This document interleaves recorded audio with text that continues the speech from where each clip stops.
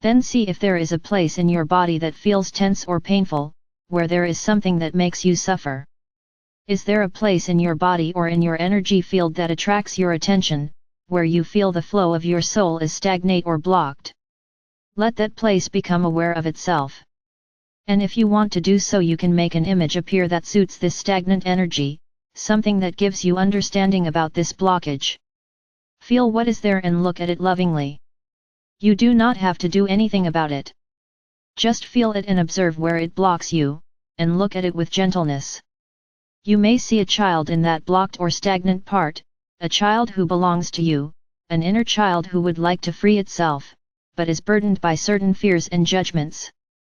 See if you can open to that child by asking it what it would take to be able to express itself in the world and to develop more freely. Imagine you are seeing this child. Realize that healing begins immediately when you connect with a blocked part in yourself in this way. If you look freely and openly, observing without judgment, at the dark parts in yourself, love flows. And this in itself is healing. A part that is lost comes back to you. Let this happen. Receive the child into yourself who has become lost or held back. It is a source of life and wants to come to you. Now I want to say something about the light work you do in the world. When you go deep within yourself, and examine and confront the dark parts of yourself, you are also doing something for the collective consciousness.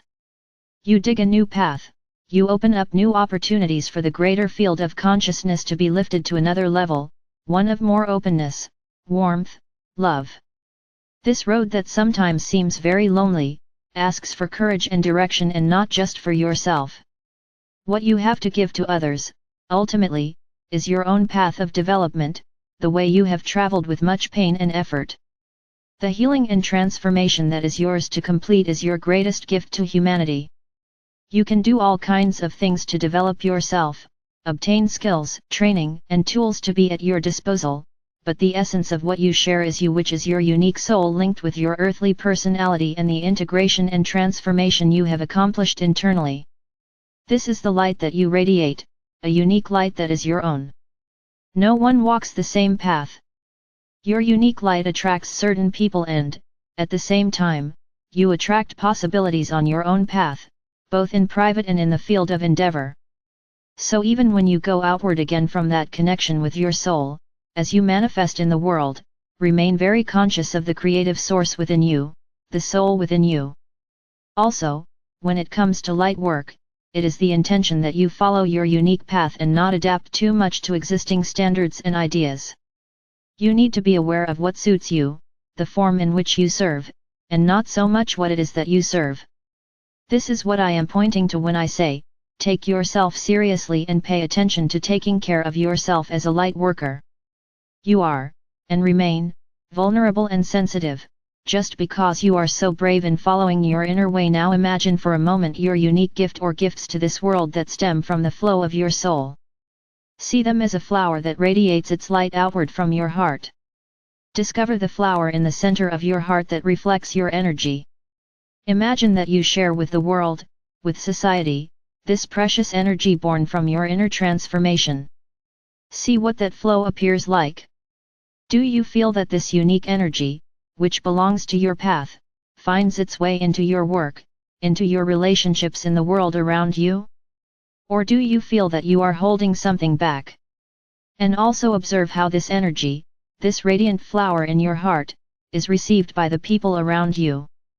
Imagine you are facing a person who is very important to you and that you give out to that person, from your heart, the energy of your flower. See if that person can actually receive it, whether he or she offers resistance to it or is open to it, and look without judgment. This also can be done with the work that you do. Feel whether your energy can flow out in a certain place, or in a particular situation, and if it is actually received, which is to say understood and appreciated. This is important. Please treat yourself with care and respect. Preserve and cherish the flower in your heart that is so very valuable. Finally, I ask you to feel my presence.